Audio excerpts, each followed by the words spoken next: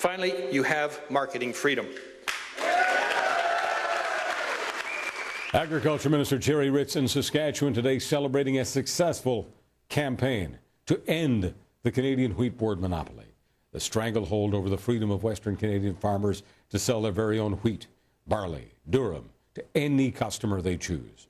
That stranglehold is now well on its way to ending for good next August. Entrepreneurial farmers very excited. This is a historic day because I believe wheat is going to have an open for business policy. And I do believe that because there is, in the province of Saskatchewan alone, there's 60 million acres of farmland. And if there's an investment community looking for opportunity, now that there is free wheat, we're the place to set up shop. But as you can imagine, the defenders of the status quo are not taking this lying down. They've spent big money on a huge ad blitz. Prime Minister Harper wants to get rid of the Canadian Wheat Board. Funny, he never asked any wheat farmers what we wanted, even though 62% of us voted to keep it. How are independent farmers going to get a fair price by negotiating with giant American food companies? I could end up losing my farm. Why is he selling us out to Americans? And why does he want the wheat board gone by Christmas? This is how Harper harvests Canadian wheat. Farmers need your help, so please register your support. Go to stopthesteamroller.ca. To those who want to maintain the monopoly, let me just ask this question. Who the heck do you think you are? If you want to sell your wheat to some bureaucrat, fill your boots. Go ahead. Nobody's going to get rid of the wheat board completely, but telling farmers who disagree with you that they cannot, it's a Depression-era system. That's been broken for years. And now at long last, it's been fixed with freedom. Farmers across the prairies were rejoicing today over the decision. One of them joins me right here in Winnipeg, Rolf Penner of the Western Canadian Wheat Growers Association.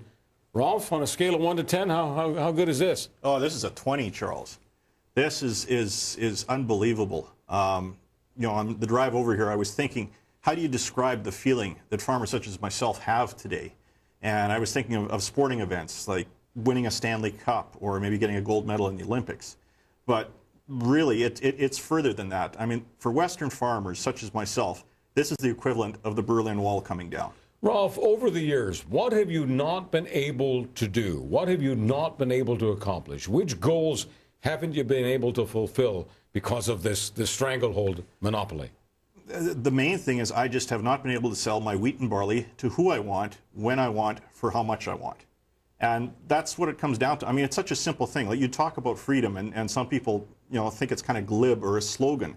But it is so very, very precious when you don't have it, and it's going to make a world of difference on my own farm to be able to grow the kind of wheat I want and go around and market it and find the best price and sell it at a time of my own choosing. The shackles are off, the handcuffs are off. So this is a great, great day for Western Canada. It's never made any sense to me. I mean, I come from small business myself, dry cleaner, tailor. We did business with anyone who wanted to come into the store.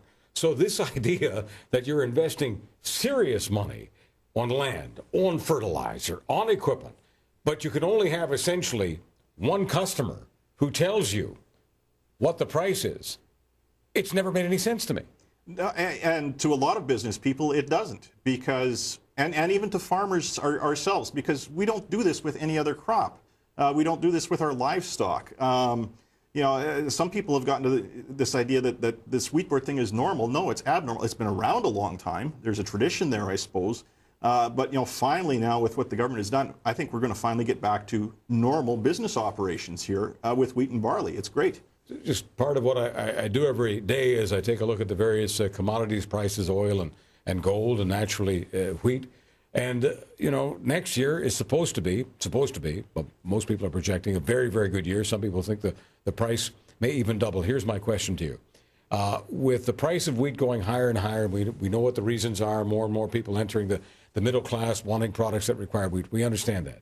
With the price going much higher next year, if the projections are correct, do you and other farmers in Western Canada have a much better chance of making decent margins with the wheat board not having a monopoly any longer? Absolutely. I mean, folks such as myself and other people who have more credentials, analysts, have done a lot of price checking through the years. And I mean, we've watched what markets do when they're high, when they're low. And what we've always seen, and this is one of the aberrations here in Western Canada when it comes to wheat and barley, is we've always received less for those crops than everyone else in the open market, whether that's folks in Ontario, whether that's folks in North Dakota, Montana, those northern tier states. We've always received less. And I mean, we're seeing this already. The first prices came out today. Some of those folks in Saskatchewan signed some contracts today, and I did some quick price checking, and arbitrage is working. I mean, this is one of the things I've always been poo-pooed with my price comparison, saying, oh, you know, you're out to lunch and there's other reasons why there's price differences. Well, today, when we look at the prices that the private companies were offering compared to what we can get in North Dakota, they're bang on. In 30 seconds or less, what's Viterra and what was important about what they said today? Well, Viterra is one of those grain companies, and it's a made-in-Canada success story. And today, Viterra was the company that rolled out those contracts that we're offering, and there's a number of farmers today signed contracts for the first time in 68 years to sell wheat.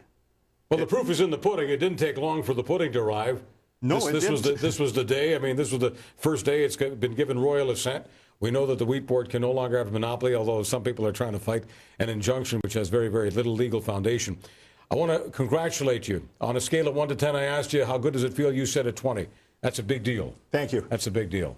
That's the Grey Cup and the Stanley Cup all on the same day for Western Canadian farmers like our guest, Rolf Penner. Now, he wasn't the type of guy who lived in peace, but we still hope he rests in it. And